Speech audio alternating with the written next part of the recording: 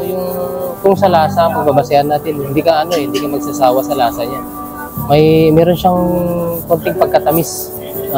Tsaka yung namin, yung karahay namin, talagang well done yung pagkaluto.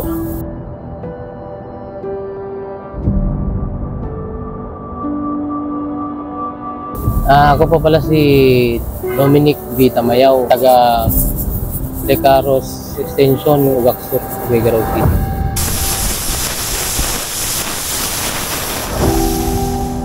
Ako po pala yung may-ari ng Mekos Pansiteria, located din dito sa Lecaros Extension, Ugaksur. Meron po tayong 100, 120, tsaka 150.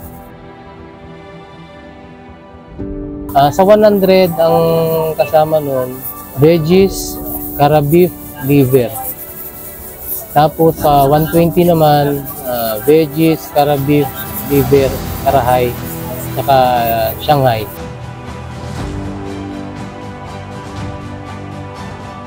And then sa 150, yung tinatawag natin na overload. Meron tayong veggies, kara beef, liver, karahay, Shanghai, saka chibul. Basta more toppings na siya yung overload natin ng 150. Bali, gabi pa lang nagpe-prepare na kami kung ano yung dapat na kailangan sa kinumagahan. And then madaling araw na mamalengke kami. Pagbalik namin dito, naghihiwa na kami ng mga kailangan bago mag-open. Bali ito kasi hindi lang siya purely pansiteria, pansiteria and karinderya siya. Kaya tinawag namin na Mekos. Kasi mix ang ibig sabihin ng Mekos. May mix ng namin yung pansit, tapos meron ding mga ulam. Kaya tinawag din na Mekos.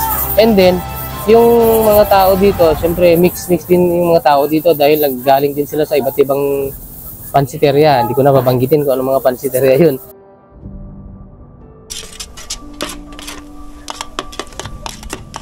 Inanyayahan ko po kayo na subukan po ang aming pansit dito sa Mekos Pansiteria.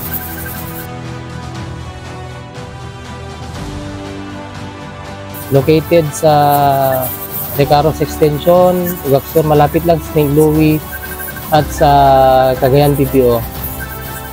Siguradong mapapawaw ka talaga, insan.